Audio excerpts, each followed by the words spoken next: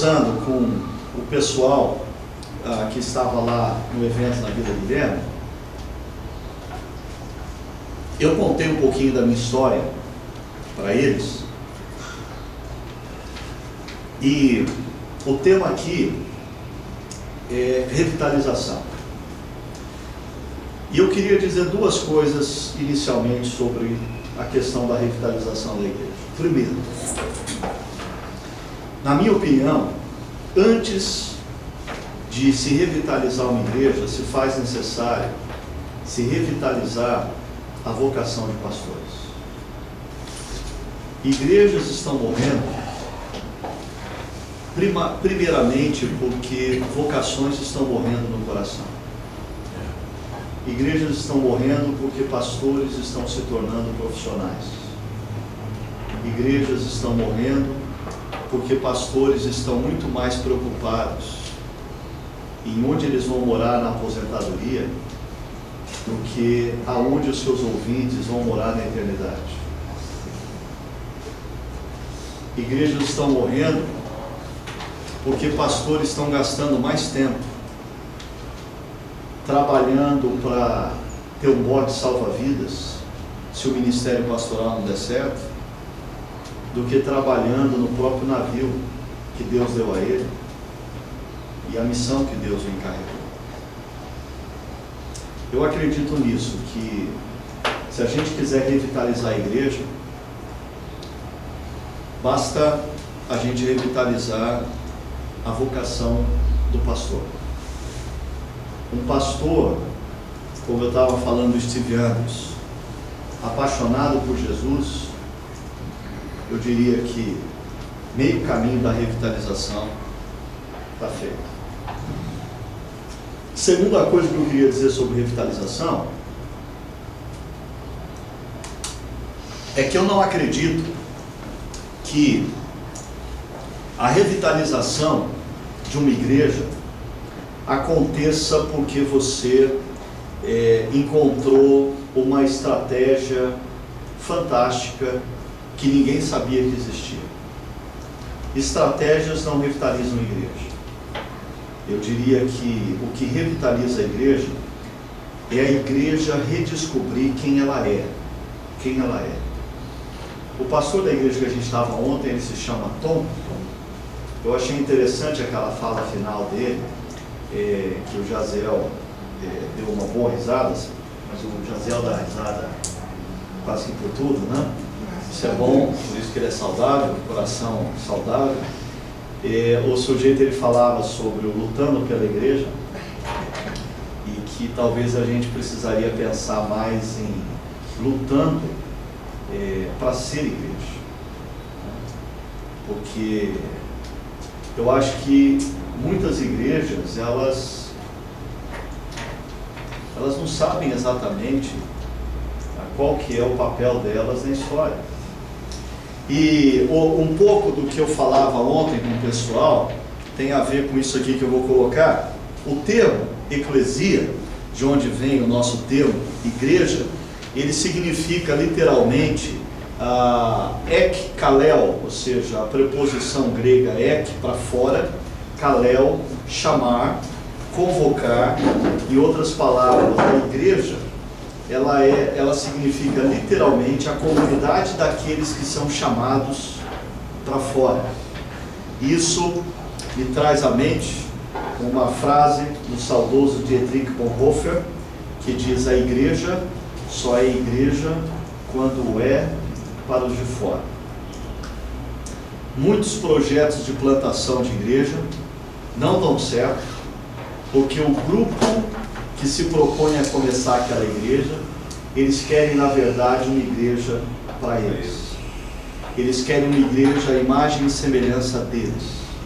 Eu dizia ontem à noite que quando a gente foi começar a igreja que eu pastoreio hoje em Campinas, duas perguntas foram norteadoras. A primeira pergunta é: Deus, se o Senhor deseja uma nova igreja nessa cidade, quem o Senhor está querendo alcançar? Porque não faz sentido uma nova igreja na cidade para atender e satisfazer crente. Só faz sentido uma nova igreja na cidade se Deus está querendo alcançar pessoas que não estão sendo alcançadas pelas igrejas já existentes. Deus, se o Senhor quer uma nova igreja nessa cidade, quem o Senhor quer alcançar? Segunda pergunta: Deus, como vai ser essa igreja que vai alcançar essas pessoas? Porque a igreja daí, ela é formatada não para os de dentro, a igreja é formatada para os de fora. Isso é o que a gente chama de uma igreja missional, uma igreja engajada na missão. E se você acha um absurdo a igreja ser formatada para os de fora, a base disso é a doutrina da encarnação de Cristo. Em Filipenses capítulo 2, diz que Jesus, sendo o próprio Deus, se fez homem, se fez servo, se fez um de nós, falou a língua do povo, se vestiu como o povo, andou no meio do povo. Por quê? Porque Jesus queria que nós entendêssemos a mensagem. Logo, quando no Evangelho de João Jesus diz: assim como o Pai me enviou, eu também vos envio. Jesus envia a igreja para agir no mundo como ele agiu. A igreja precisa sim entender para quem ela está sendo enviada. A igreja precisa entender quais são as categorias, os valores, os princípios da cultura das pessoas a quem ela é enviada. A igreja precisa entender quais são as perguntas que essas pessoas estão fazendo, os grandes anseios que essas pessoas têm, e a igreja ela precisa se voltar para essas pessoas, como já dizia também um outro teólogo alemão, sendo uma comunidade que tem o jornal do dia numa mão e a Bíblia na outra mão. O jornal do dia nos apresenta as perguntas, a Bíblia nos apresenta a resposta. Agora, essa ideia da igreja ser uma igreja para os de fora, eu vou dar um pulinho aqui em algumas coisas. Eu queria só ressaltar algumas coisas para vocês. Quando a gente pensa no povo de Deus, essa comunidade chamada por Deus para os de fora, quando que o povo de Deus emerge no conceito da história da salvação? Algumas pessoas apontariam para Atos 2, mas na verdade o conceito povo de Deus emerge na história da salvação em Gênesis capítulo 2. Durante Gênesis de 1 a 11, Deus está se relacionando com toda a humanidade. Em Gênesis 12, Deus começa a se relacionar com uma família, com um povo, e esse povo, olha que interessante o que vai dizer Gênesis capítulo 12. Deixa eu colocar aqui para vocês. Então o Senhor disse a Abraão: sai da tua terra, do meio dos seus parentes e da casa do seu pai, e vá para a terra que eu lhe mostrarei. Farei de você um grande povo, e o abençoarei, tornarei famoso o seu nome, e você será uma bênção. Por meio de você, todos os povos da terra serão abençoados. Eu queria chamar a atenção de vocês, que eu creio que aqui a gente tem pastores, líderes, pessoas que já têm muitos anos de caminhada cristã, e eu tenho descoberto uma coisa: os anos de caminhada cristã muitas vezes nos roubam a sensibilidade na leitura das Escrituras. Porque todo texto que a gente pega, a gente já lê um dia. Toda história a gente já conhece. E aí, quando alguém começa a ler um texto, quase que dentro de nós o disjuntor já cai. Gente, esse texto eu já conheço, essa história eu já conheço. E a gente vai perdendo a capacidade de ouvir o que a palavra de Deus diz. Por exemplo, quando você pega Gênesis capítulo 12, não sei se está dando para o pessoal lá do fundo ver direito, mas se Gênesis 12 é o início da relação de Deus com um povo específico, é interessante a gente pensar que de Gênesis 1 a 11, nós temos o relacionamento de Deus com toda a humanidade. E o que acontece em Gênesis 11? Alguém se lembra o que acontece em Gênesis 11? Babel. O mundo está em caos. O que acontece em Gênesis 6? É a história de Noé. Deus já tinha decidido dar um fim, porque ele não aguentava mais o aumento da perversidade. O problema é, Deus dá uma segunda chance e a coisa culmina em Babel. E Babel é a tipificação do caos que o mundo se encontra. E qual é a resposta de Deus a Babel? Um novo dilúvio? Qual a resposta de Deus a Babel? Abraão. Abraão é a resposta de Deus para o problema de Babel. O que a gente não para pensar às vezes é que nós somos os filhos de Abraão. Abraão representa a igreja no Antigo Testamento. E a perversidade, a imoralidade, a corrupção, a violência que existe na cidade de São Paulo, no nosso país. Qual é a resposta de Deus para isso? Algumas igrejas clamam que Deus manifeste a ira dele como se manifestou nos tempos de Noé. E Deus insiste em chamar o seu povo para fora, como fez com Abraão. Abraão é a resposta de Deus para o problema de Babel. E em Abraão a gente percebe que o povo de Deus é um povo chamado de maneira intencional e graciosa. Por quê?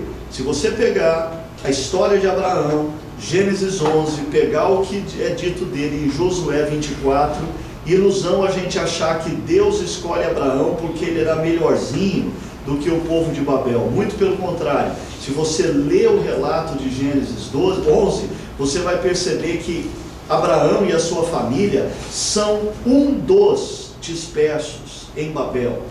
Então, Abraão, ele é descendente da dispersão de Babel. E mais, Abraão, segundo Josué 24, é um adorador de outros deuses. Abraão não é escolhido porque ele é melhor. Abraão não é escolhido porque ele é mais bonito. Abraão é alvo da graça de Deus.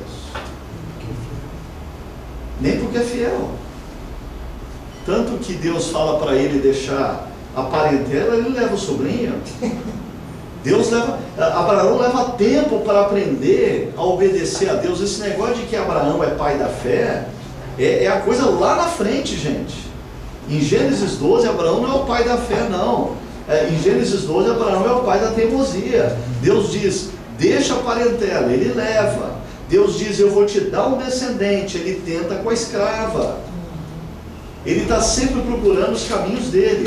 Mas Deus decide usar gente como Abraão, como eu, como você, para fazer diferença no mundo.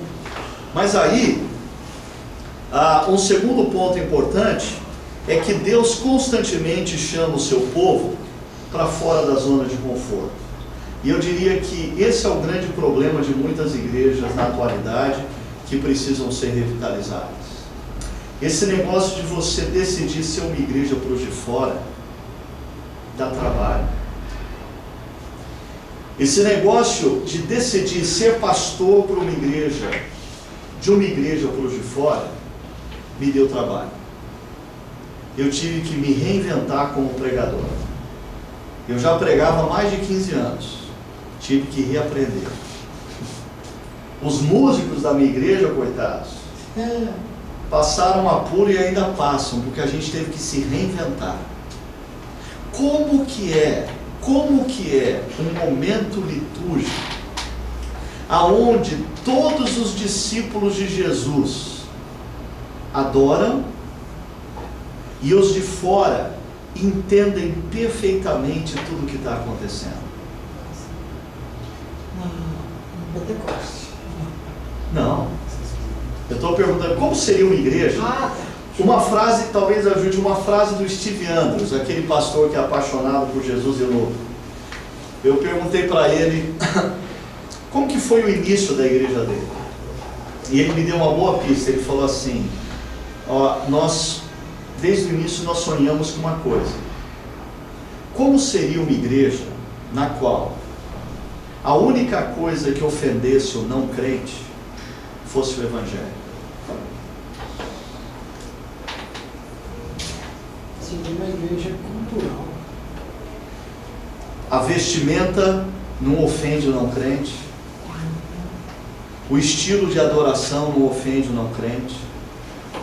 O linguajar do pastor ou do dirigente da liturgia não ofende o não crente. Como seria a igreja em que a única coisa que ofendesse o não crente fosse o Evangelho?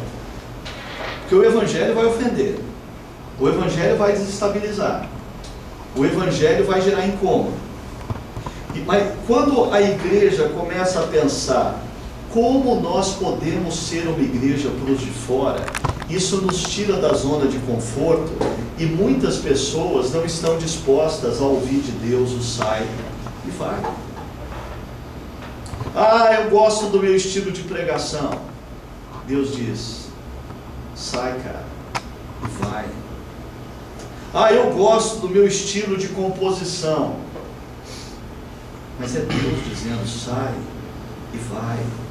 Ah, eu gosto desse jeitão de igreja que a gente tem, com esse tipo de louvorzão, ou com essa liturgia clássica. E Deus diz: mas eu sou o Senhor da igreja, e eu estou dando uma ordem: sai e vai. Terceira coisa, Deus diz: farei de você um grande povo e o abençoarei, tornarei famoso o seu nome, e você será uma bênção, e por meio de você todos os povos da terra serão abençoados. Em outras palavras, o povo de Deus em Abraão é chamado não meramente para ser abençoado, mas o povo de Deus é chamado para se tornar uma bênção para os de fora. A igreja existe para os de fora, desde Gênesis capítulo 12. Olha só, Deus diz: eu vou te abençoar, e você vai se tornar uma bênção. A bênção vem ao encontro dele, e o ser dele passa a ser uma bênção. Mas para quê? Para que todos os povos, todas as etnias da terra sejam abençoados. De Abraão vem o povo que nós chamamos o povo de Israel. Eu vou mostrar para vocês aqui uma coisa, e eu estou fazendo meio rapidinho, proposital, porque a gente não tem tempo para tudo. Mas olha só, como que Israel, como povo de Deus no Antigo Testamento, deveria ser bênção para os de fora? Primeira coisa, através do estilo de vida, a lei. Olha o que diz Deuteronômio, capítulo 4. Vocês devem obedecer-los e cumpri-los, pois assim os outros povos verão a sabedoria e o discernimento de vocês. Quando eles ouvirem todos esses decretos, dirão: de fato essa grande nação é um povo sábio e inteligente. Quando Deus dá a lei a Israel, a gente tem que fazer uma diferença entre a lei cerimonial que servia para gradativamente a gente entender o que ia acontecer na cruz. E a cruz, ela cumpre a lei cerimonial, e a gente não tem mais que atentar para a lei cerimonial, porque ela foi totalmente cumprida na cruz. Mas existe uma outra faceta da lei, que é fruto da graça de Deus. A lei dada por Deus a Israel, essa coisa de você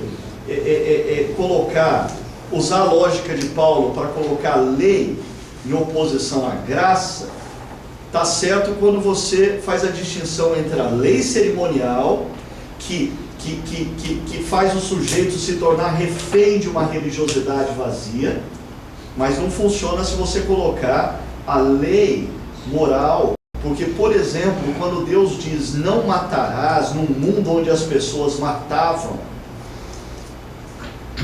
por qualquer coisa, no semáforo, é uma expressão da graça. Deus está contendo a violência. E aí, a ideia é, se Israel cumprisse a lei que Deus tinha dado, por exemplo, na economia, o ano do jubileu, se Israel tivesse cumprido o ano do jubileu, as demais nações teriam falado: caramba, quem deu essa ideia? Esse negócio é fantástico, a cada 50 anos tem uma grande redistribuição de renda. Se Israel tivesse cumprido o tempo sabático da terra. No 7º ano a terra tem que descansar, a terra seria mais fértil. Se Israel tivesse cumprido os princípios de Deus, as nações vizinhas olhariam e diriam: que nação sábia! E sabe o que o Antigo Testamento diz? Que as nações, os salmos dizem muito disso, né? As nações viriam. Você já parou para pensar? Levariam, né? Hã? Levariam, importariam a ideia, né? Seriam influenciadas. Você já parou para pensar por que Deus resolve dar para a descendência de Abraão Canaã? Porque Canaã, na antiguidade, é um pedacinho de terra complicado. É um lugar de passagem. Olha para a história e perceba assim, tinha uma grande potência no nordeste da África, o Egito. E aí surge uma outra potência do lado de lá, a Síria. Os dois vão guerrear, quem está no meio? Israel. Aí surge a Babilônia e quer alcançar o Egito, quem está no caminho? Israel. Depois surgem os romanos e eles têm que passar para as regiões abaixo da África e do Egito. Quem está no meio do caminho? Israel. Por que Deus coloca Israel naquele lugar? Eu tenho uma tese. Porque Israel deveria ser uma espécie de maquete do reino. As pessoas iam passar por ali, iam ver, iam dizer: uau, quem deu esses princípios para essa nação? Mas Israel cumpriria a sua missão também através de ser o espaço dos atos poderosos de Deus. Existem, eu quando alguns anos atrás escrevi minha tese, eu fiz um levantamento de inúmeros textos dos atos poderosos de Deus, e uma coisa que me surpreendeu é o seguinte: 95% das manifestações poderosas de Deus são interpretadas ou por Deus ou pelos líderes do povo de Deus da seguinte forma: eu fiz isso para que as demais nações conheçam que existe um Deus em Israel. Ou seja, Deus está se manifestando poderosamente em Israel, não para o povo de Israel se sentir poderoso. Deus está se manifestando poderosamente em Israel para que os de fora vejam. Eu diria que os atos poderosos de Deus em Israel funcionam como assim, queima de fogos. Tem um estilo de vida de Israel que deveria ser sábio. Os atos poderosos de Deus era a queima de fogos de final de ano. Os atos poderosos faziam um barulho. Os atos poderosos chamavam a atenção. E quando os povos vinham para ver o que estava acontecendo, se deparava com uma nação sábia. Olha o que diz aí Josué 4:24. Para que todos os povos da terra conheçam que a mão do Senhor é forte, a fim de que temais o Senhor vosso Deus todos os dias. Ou Neemias 6, todos os nossos inimigos temeram, todos os gentios, nossos circunvizinhos, porque reconheceram que por intervenção de nosso Deus é que fizemos a obra. Mas eu queria chegar a um outro ponto aqui. Israel tem, ou deveria ter, o que eu chamo de adoração inclusiva. O que é adoração inclusiva? Você já se deu conta que, aonde nós encontramos na Bíblia, o repertório dos cânticos e hinos de Israel? Aonde nós encontramos? Nos Salmos. Você já percebeu que a grande maioria dos salmos de adoração e de exaltação, eles são altamente missionais e eles constantemente estão convidando os povos da terra para virem e cantarem? Por que Israel cantaria convidando os povos da terra para vir, se os povos da terra não estavam escutando?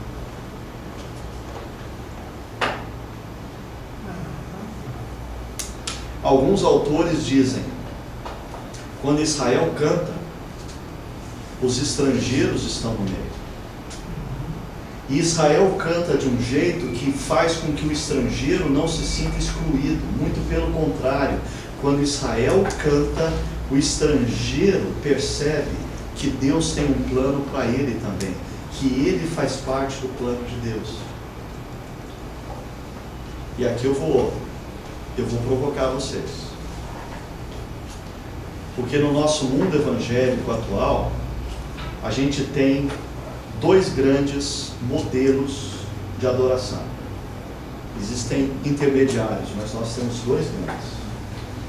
O modelo da minha igreja, denominação, liturgia clássica, que de repente um sujeito entra, sobe umas escadinhas e quando ele sobe 3 degraus, ninguém consegue entender porque a voz dele muda. O cara que falava como qualquer um de nós começa a falar grosso, vai ver porque ele não fala grosso em casa, ele sobe no púlpito e fala grosso. Aí o cara chega e fala assim: o Senhor está no seu santo templo, cale-se diante dele toda a terra. E aí todo mundo abaixa a cabeça, menos o não crente, porque ele não é iniciado, ele não sabe o que fazer. Aí ele fica olhando, meu Deus, o que vai acontecer? Ai, todo mundo abaixou a cabeça. Aí ele abaixa a cabeça. Quando ele abaixa a cabeça, o órgão começa a tocar e os crentes sabem que é hora de ficar em pé, menos o não crente. Quando o não crente se dá conta, ele abre o olho para ver o que está acontecendo, está todo mundo em pé, só ele está sentado. Aí o povo começa a cantar e todo mundo sabe que hino que tem que cantar porque está escrito na liturgia, menos o não crente, porque ele nunca participou daquele negócio. E aí tem lá, hino 232, ele não sabe que tem um inário na frente dele, até que na terceira estrofe, um crente meio revoltado, porque aquele sujeito não canta, pega um inário, olha feio pro não crente, dá para ele assim, como que ele diz: canta, cara. Aí ele fica procurando aonde que é. Quando ele encontra, todo mundo está sentando. Tem um filme, um clipe no YouTube, muito interessante, é do Mr. Bean na igreja. É típico. É típico. Agora, vocês deram muita risada porque possivelmente vocês pertencem a um outro grupo de liturgia. É uma liturgia onde o culto vai começar, está todo mundo conversando, de repente um rapaz diz assim: vamos lá, irmãos, vamos todos vamos adorar a Deus, vamos cantar a Deus agora, vamos exaltar o seu santo, o seu poderoso, o seu justo nome. E todo mundo, aí todo mundo fica em pé e começa a cantar, e começa a gesticular, e passinho para a direita, e passinho para a esquerda, e levanta a mão direita, levanta a mão esquerda, e cruza as mãos, e grita agora. E o não crente, ele não sabe a letra da música, ele não sabe a melodia da música, ele não sabe a coreografia da música. E o povo começa a pular para a direita. Você já viu aquelas cenas de estádio de futebol, quando a torcida começa a pular assim, e tem uns caras que foram pela primeira vez de estádio de futebol, estão perdidinhos ali, eles vão assim, eles não veem a hora de acabar aquele negócio, você percebe na fisionomia do cara, e o cara está apavorado. Eu acho que em algumas igrejas, não crentes, quando eles entram e o louvor começa, depois de uns 15, 20 minutos, essa igreja conseguiu um fato inédito na vida daquele cara. Aquele cara, pela primeira vez na vida, ora a Deus. A oração dele é a seguinte: meu Deus, se eu conseguir sair dessa, eu prometo que eu nunca mais entro numa outra igreja como essa. Porque o cara fica desesperado. Ele não entende o que está se passando. Pior ainda quando os cânticos começam a falar que vamos destruir os nossos inimigos, vamos esmagar a cabeça dos nossos inimigos. O cara fala: eu estou numa célula de terrorista e não sabia. O que isso comunica para o não crente? Eu sei, a maioria das pessoas, quando eu trato desse assunto, dizem: ah, pastor, mas é gostoso, é bom para o crente. A pergunta é: os nossos amigos, os nossos parentes não crentes, eles conseguem vir e se sentirem parte do plano de Deus, como seria a igreja em que a única coisa que ofendesse o não crente fosse o Evangelho? Olha só, o Salmo 66 diz: aclamem a Deus todos os povos da terra, cantem louvores ao seu glorioso nome, louvem-o gloriosamente, venham e vejam o que Deus tem feito. Israel está cantando, e quando Israel canta, ela convida os de fora a virem, a virem. A linguagem favorece a compreensão. O que se canta explicita o interesse de Deus. É interessante, porque às vezes a gente acha que o momento da gente fazer o visitante se sentir confortável é o momento em que a gente vai saudar os visitantes. E daí, normalmente, esse é o momento que a gente faz eles se sentirem mais desconfortáveis. Porque hoje em dia um cara leva um tempão para aceitar ir numa igreja. E quando ele vai numa igreja, ele quer preferencialmente entrar e sair sem que ninguém saiba que ele esteve lá. Antes de entrar, ele olha para os dois lados da rua para ver se nenhum amigo dele está passando. Aí ele entra. Aí ele está sentadinho lá no fundo. E aí chega um momento que o pastor fala assim: nós gostaríamos agora de conhecer os nossos visitantes. Você poderia ficar em pé, por favor? E o cara fala: não. E ele afunda assim na cadeira. E o pastor ainda: ah, eu estou vendo que tem visitante aqui, hein? Não adianta se esconder, não. Você sabe quem é que gosta de ser apresentado para a igreja inteira? Hã? Crente. Crente adora essa coisa. Crente assim fica em pé com a família e o cara fala assim: eu sou o diácono José Machado, minha esposa, serva de Deus, Maria José, os nossos filhos, bênção do Senhor, o Júnior é presidente dos adolescentes da igreja, a Mariazinha é presidente do hall do berço da igreja. Crente adora esse tipo de coisa. Não crente gostaria de preferência entrar e sair e não ser percebido. Mas eu queria caminhar aqui para o seguinte fato: se no caso de Israel, o estilo de vida, os atos de Deus e a adoração inclusive fariam com que os outros povos se sentissem convidados para vir, no Antigo Testamento Israel não é chamada para ir missionariamente. Em todo o Antigo Testamento a gente só tem o caso de Jonas e a última parte do profeta Isaías. Israel não é chamada para ir, Israel é chamada para viver missionariamente. E eu diria que isso falta na teologia de muitas das nossas igrejas na atualidade. Porque a maneira como nós vivemos na cidade, a maneira como nós desenvolvemos os nossos negócios, a maneira como nós lidamos com o trânsito, com a violência, deveria ser motivo para que as pessoas percebessem uma comunidade de sabedoria, uma comunidade que quando canta, convida os demais a virem e usufruírem do amor e da sabedoria de Deus. Os povos viriam atraídos pelo que veriam em Israel. Deixa eu dizer uma coisa para vocês aqui sobre revitalização. Se eu fosse trabalhar num projeto de revitalização hoje, primeiro, eu usaria a teoria da videira. Uma vez eu estava visitando uma vinícola e o dono da vinícola foi me mostrar as vinhas. E ele me mostrou uma vinha que produzia vinho mais barato, uma outra vinha que produzia vinho assim de médio preço, e tinha lá uma. Ele falou: agora eu quero mostrar para você o meu xodó.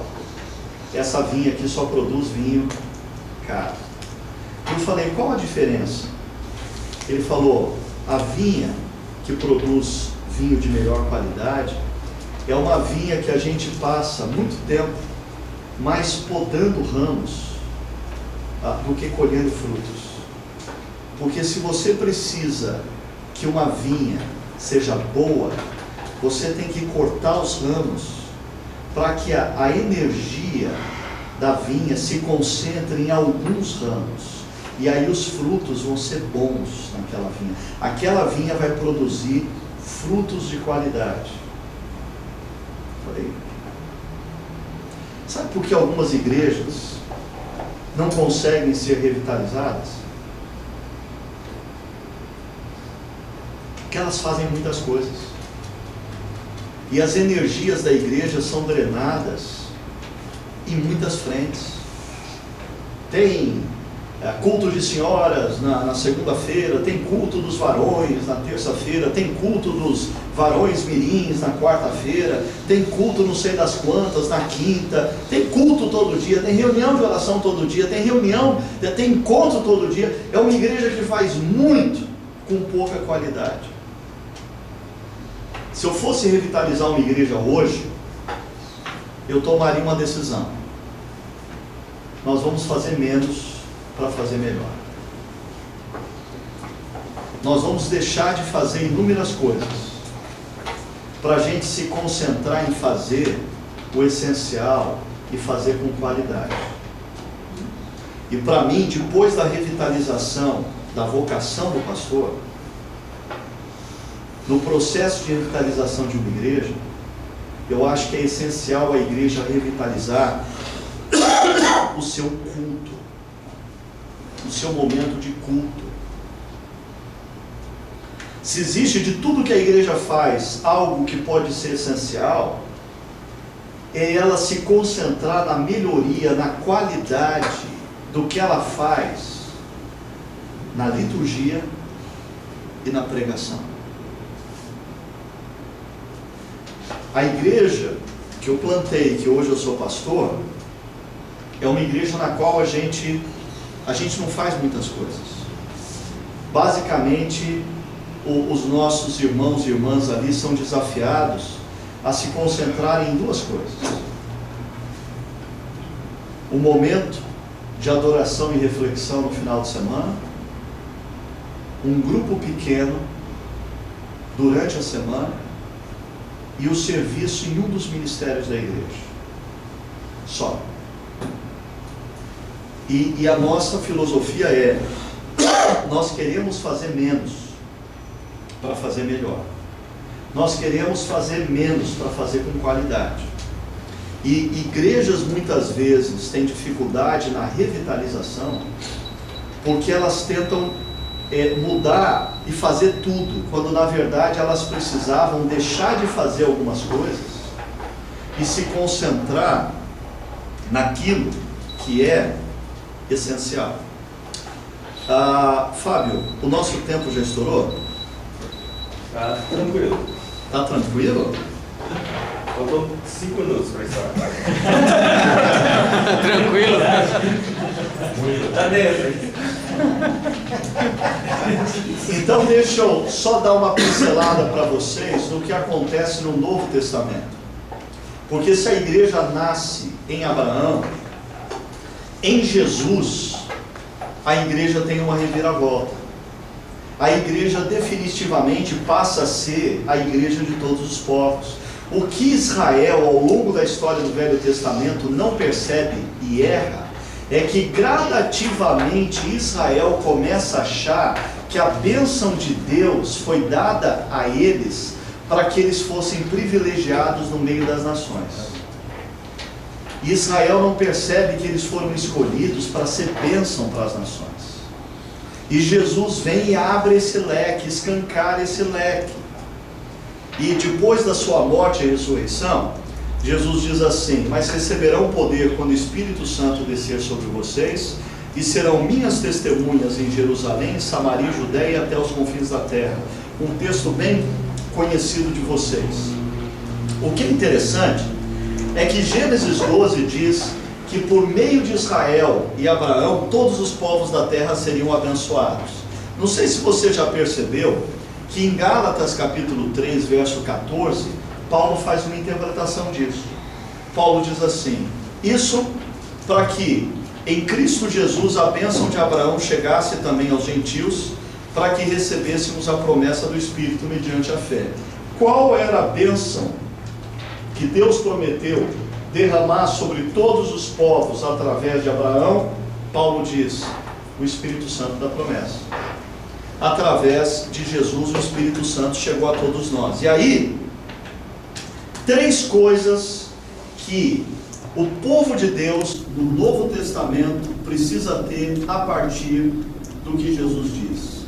Primeiro, receberão poder, vitalidade espiritual. É interessante que a lei só pode ser cumprida a partir do poder do Espírito Santo. Quando acontece o derramamento do Espírito Santo em Atos 2, e você lê o texto lá que não existia necessitados entre eles, aquela frase, você sabe de onde é? Do ano do jubileu. O ano do jubileu que não foi cumprido nunca por Israel, com o derramamento do Espírito, é cumprido Todos os anos. todos os anos. Vitalidade espiritual. Segundo, serão minhas testemunhas. Intencionalidade, não está aparecendo ali, mas eu vou dizendo para vocês. Vitalidade espiritual, intencionalidade, ser testemunha. Por que eu acho que a igreja deve fazer menos para fazer melhor? Primeiro, porque é estratégia. Segundo, porque Jesus não nos enviou para fazermos cultos todos os dias entre todas as nações. Jesus não nos enviou para organizarmos departamentos etários em todas as igrejas de todas as etnias. Jesus não nos enviou para nós organizarmos reuniões diárias. Jesus nos enviou para fazermos discípulos. E sabe o que os crentes das nossas igrejas menos fazem? Discípulos. E sabe por que alguns deles não fazem discípulos? Porque eles não têm tempo. E sabe por que eles não têm tempo? Porque a igreja enche a agenda deles. Eles não têm tempo para se relacionar com os parentes. Eles não têm tempo para se relacionar com os amigos de trabalho.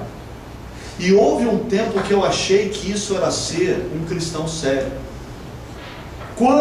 Hoje eu tenho vergonha de lembrar, quantas vezes na minha família, minha mãe tem 8 irmãos.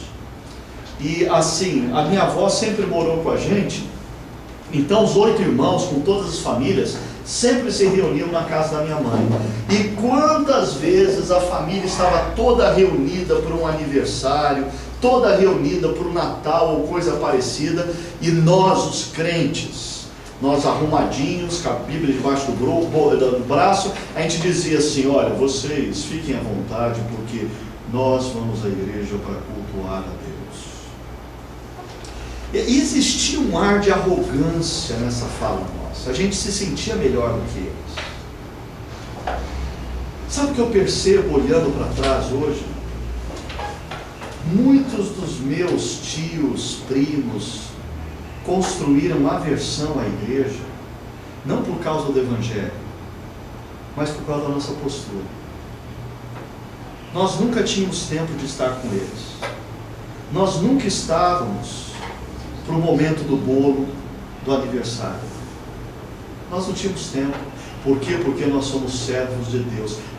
Peraí. Você é servo de Deus? O que Ele mandou você fazer? Ser testemunha. Eu acho que a gente inverteu as prioridades. E nós precisamos, se a gente quer revitalizar a igreja na cidade, a gente precisa fazer menos para fazer melhor e equipar os nossos irmãos e irmãs para que eles vivam no meio dos seus parentes, dos seus vizinhos, dos seus amigos, sendo testemunhas.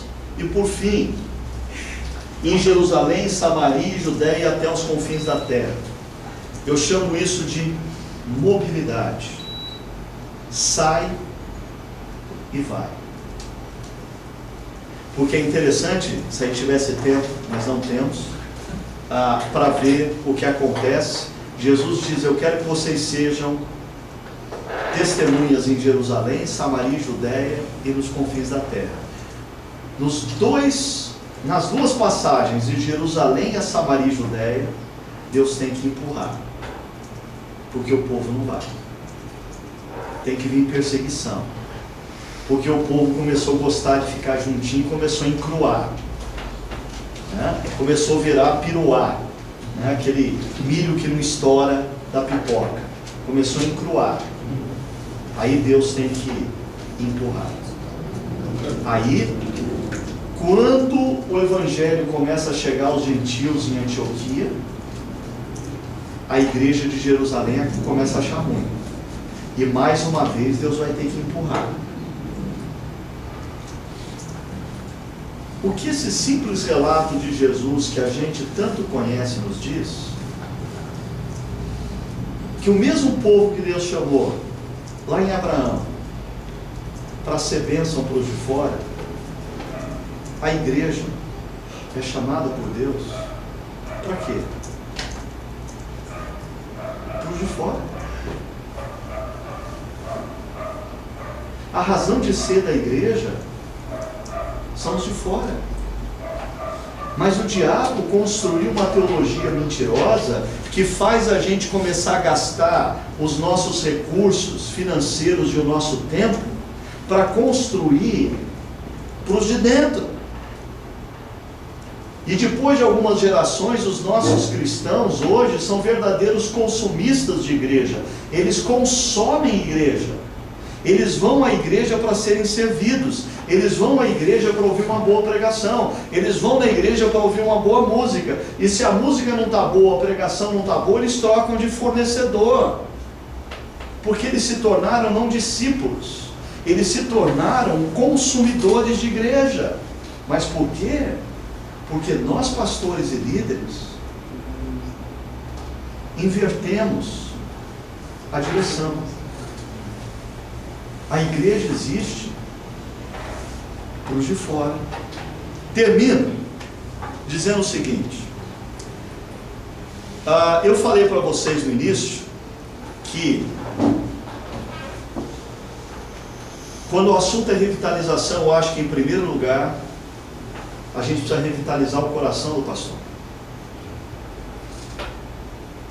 E associando a isso, para muitos pastores, ser uma igreja para os de fora não faz sentido ou é incômodo, porque para muitos pastores, além de perder o senso de vocação, eles perderam a paixão pelos filhos perdidos do Pai. Eles perderam a paixão. Eu me lembro que uma vez eu ainda pastoreava aqui em São Paulo e a minha igreja estava reunida num acampamento aqui no Cabo Sul. E eu tinha os meus 2 filhos maiores, ainda eram pequenos. O Levi tinha 3 anos de idade. E o Levi vivia no colo de todo mundo, na igreja. Só que numa tarde eu comecei a procurar, falei para a Sônia, minha esposa: cadê o Levi? E a Sônia falou: não está comigo, deve estar com alguém. E a gente começou a procurar, e o pessoal começou a perceber que ninguém estava com o Levi. Cadê o Levi? Cadê o Levi? Todo mundo começou a procurar o Levi, e começou a entrar nos quartos, começou a entrar na cozinha, nos banheiros, em tudo quanto era canto do acampamento. A gente não achava o Levi. E aí eu fui naquele acampamento, num lugar que eu nunca tinha ido, atrás do auditório, e eu me deparei com o fato de que atrás do auditório tinha assim uma ribanceira, e lá embaixo passava um rio, com correnteza. Quando eu olhei aquilo, eu falei: meu Deus, eu perdi meu filho. Eu nunca tive uma experiência tão clara de sentimento, de perda de filho como aquela. Eu falei: eu perdi meu filho. E naqueles instantes eu descobri uma coisa: eu seria capaz de fazer qualquer coisa para ter o meu filho. E depois de alguns instantes eu ouvi a Sônia me chamando, E a gente se encontrou, e eles tinham encontrado o Levi, que tinha entrado no meio do mato, segundo ele, para matar o lobo mau. E eu abracei meu filho, e eu chorava. Ninguém entendia o porquê de eu chorar e abraçar ele tão forte. Mas naquela tarde eu entendi o que era perder o filho. E sabe o que isso me ensinou? O que Deus sente pelos filhos que estão perdidos. As nossas igrejas, elas estão tão consumidas pelos trabalhos internos que elas não conseguem mais sentir o coração de Deus pelos filhos perdidos. As nossas igrejas se tornaram o filho mais velho da parábola de Lucas 15. Estão tão envolvidos no trabalho do pai que não conseguem mais perceber que a coisa que o pai mais quer é que o filho perdido volte para casa. Então, revitalizar a igreja, primeiro, vamos orar para revitalizar o coração do pastor. Segundo, revitalizar a igreja, vamos fazer menos para fazer melhor. Descubra o que é o essencial e concentre-se em melhorar o essencial. Terceiro, como se revitaliza a igreja? Redescobrindo ou incitando os nossos irmãos a deixarem de serem consumidores e voltarem a ser filhos amados do Pai, comprometidos com o coração do Pai. E o coração do Pai está comprometido em trazer para os braços dele muitos dos nossos amigos, parentes, vizinhos, porque nós fomos chamados para ser igreja, não para os de dentro. A igreja só é igreja quando é para os de fora. Pense um pouquinho disso no seu ministério, na sua vida, e que Deus abençoe a sua caminhada. Amém.